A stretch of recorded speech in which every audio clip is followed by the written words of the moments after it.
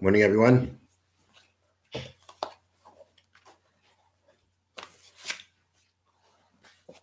We are in Mishna Harah, Perek Gimel, Chapter 3, Mishnah Gimel, Mishnah 3.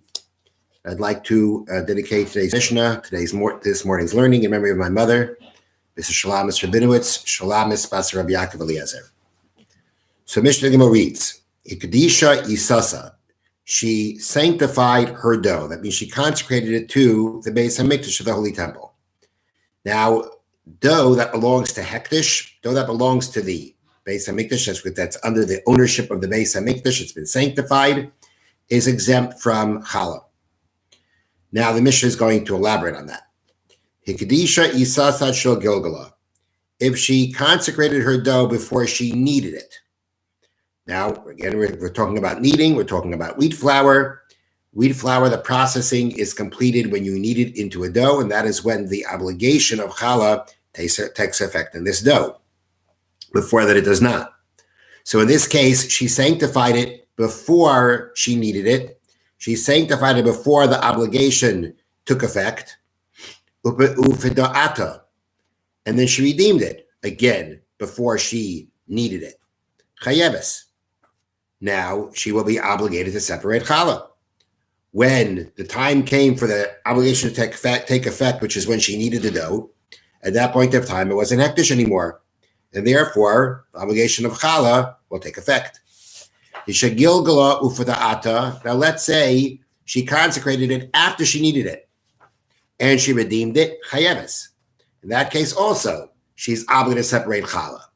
Now, even though, and the point here is because even though she already kneaded it and the obligation took effect, she consecrated it after, sanctified it after that.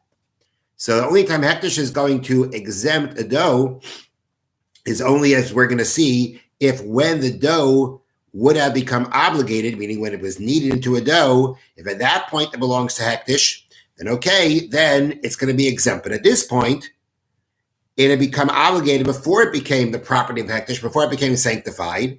And just because you sanctify it afterwards isn't going to take off that obligation. And therefore, the commentaries point out that even though it says here that Misha Gilgala, she sanctified it after she kneaded it, Ufada Ata, and she redeemed it, that's really not necessary. Even if she wouldn't have redeemed it, it would have stayed the property of hektish, challah still would have to have been separated. Because since the obligation of challah took effect before it became hektish, hektish will then not take that obligation off. And even if it remains hektish, challah is going to be separated and give it to the kohen.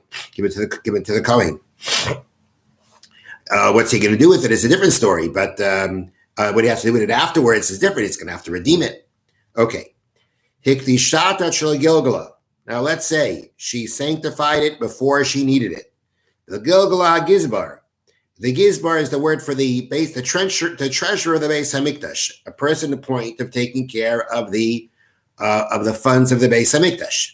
Okay, so she sanctified it before it became a dough, and then the Gizbar, the treasurer of the Beis HaMikdash, kneaded it into a dough. And then afterwards she went and she redeemed it. P'tura. Now she's exempt from challah. Why? Because at the point of time when it should have become obligated, which is when it became needed, at that point it was exempt because it belonged to hektish. And therefore, even though afterwards she redeems it and takes it back, it's exempt from, there's no obligation to separate challah from this dough, because when it was needed, which is when the obligation should take place, it belonged then to hektish, no matter who would have needed it. The obligation for challah never takes effect, and if you redeem it afterwards, it doesn't return. We're going to do Mishnah Beis now because it's the same. It's just a continuation of the Mishnah before. Just until now, we were talking about challah, and now we're going to be talking about produce. We're going to be talking about grain in regard to the obligation of maasros, maasros means tenth, tithe.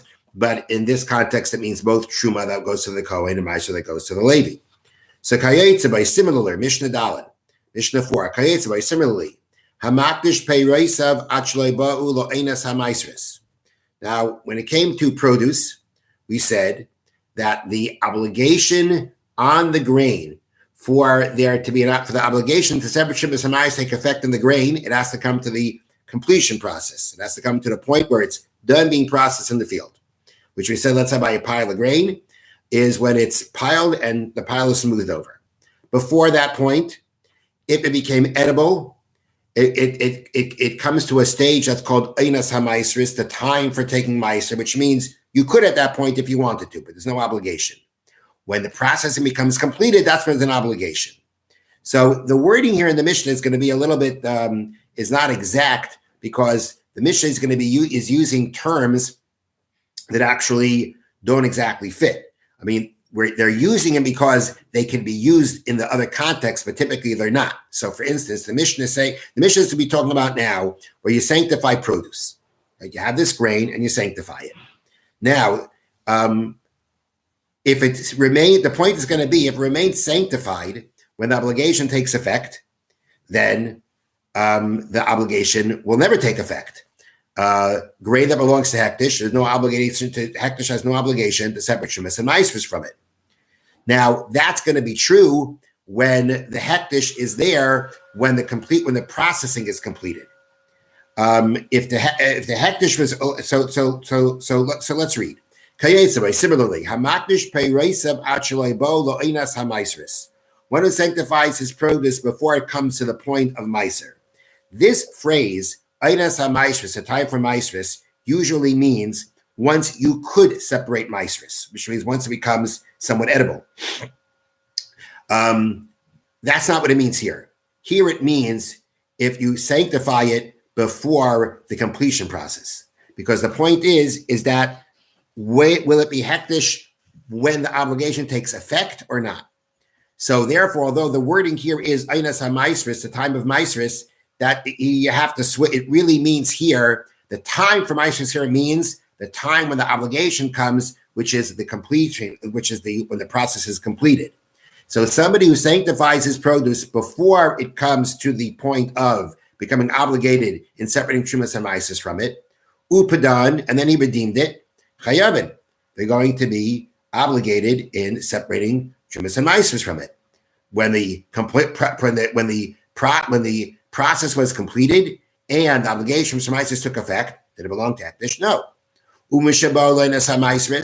Let's say he sanctifies the produce after the obligation takes place, after the processing is completed. That's when you sanctify the produce, upadan, and you redeemed it. Chayavin, you're still going to be obligated. Like we said before, if the obligation for Shemus and Maisris already took effect and then you sanctified it, the fact that it's sanctified isn't going to take off that obligation. And although, again, the Mishnah says, and you redeem them, even if you don't redeem them, they remain Hektishes. Hektish will have to separate Shemus and Maisris because once the obligation takes effect, the fact that it belongs to Hektish won't take it off. Now, let's say he sanctified them before they were completed. Here, the wording becomes more precise. If let's say he sanctified them before they were completed, means even if they already came to the point that you could separate Shemus and Maisris, that doesn't make a difference. The point here is you sanctified it before it was completed, Ugamar and Hagizbar, and the processing was completed under the treasurer. That means it still belonged to Hektish when the processing was completed. Then afterwards he redeemed them. The original owner, whoever it may be, will redeem them. Peturin. Now they will remain exempt from Shemus and Maisris. Because at the time of the obligation, at the time of when the processing was completed, which is when the obligation should take effect, at that point, it didn't. They were exempt because it belonged to Hektish. Even when Hektish goes off, it remains exempt. And that's the rule. Whether it's coming with a challah or it's coming to Shemus and Maisris, if it belongs to Hektish at the point of time when the obligation takes effect, then the obligation doesn't take effect, it never takes effect ever again.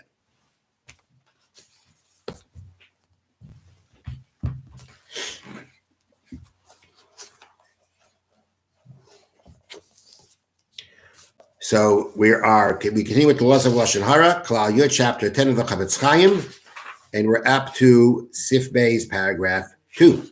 Now, in paragraph 1, the Chavetz Chaim said that if you saw someone wrong someone else, whether it be stealing, damaging, shaming, insulting, and you know that this wrongdoing has not been rectified, even though you saw it by yourself, you would be able to tell others about it in order to help the person who was hurt and to show and to bring out to people how terrible these kinds of actions are. But the Chavetz Chaim said there are 7 conditions. So here we go. The Elohim, these are they. Aleph, 1. Sheyireh zahadavar ba'atzmai. You have to see it yourself. Lo yal yedei shmiya me'acher. Not that other people told you, meaning of other people, you have to see that he stole, that he stole it from him. Not that you heard from others. Others told you that he stole. Unless after they told you that, you investigated and somehow or another, you found out that it was true. So the bottom line is that you can't just do this. You can't just tell other people about it based on what you heard from others. It has to be that it's clear by you, which means either you saw it or you investigated and you clarified it. Base number 2,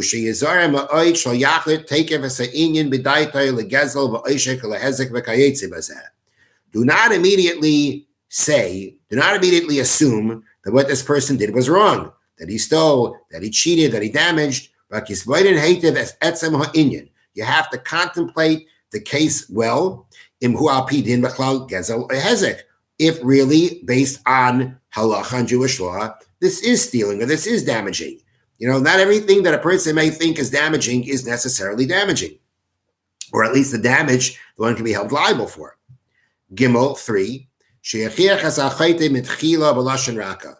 that you should go over to the sinner himself and rebuke him, but as the Chavetz Chaim says, only in a soft tone. Perhaps they'll be able to help him straighten himself out. Which is why, and the reason the Chavetz Chaim mentions doing a soft tone is because that's typically how a person is going to be willing at least to listen to you. And if after you rebuke he doesn't listen, then you would be able to publicize what this person intentionally did to his friend. Do not make what he did worse than it is. No exaggerating. Just say it as it is. Hey, 5. You have to intend for a constructive purpose, as will be explained further on. Further on, as he goes, he will elaborate more on these conditions. And not, God forbid, to have any kind of personal benefit from this blemish that he is now telling others that he's not having personal benefit from the way that he's blemishing his friend. Or not because you bear any kind of animosity against them. It can't be that you bear animosity against them because then you may be acting out of animosity, and it can't be that you benefit from it. It's got to be all genuine, sincere. Vav 6. If somehow or another you can get to your goal of helping this person through some other way, without having to tell the Lashon Harah about him, then you can't tell it. And let's say you don't need to tell other people about it. Somehow or another, you'll be able to rectify it. And others, aren't going to learn from this person's actions. So that you can't tell others about it. Zion 7.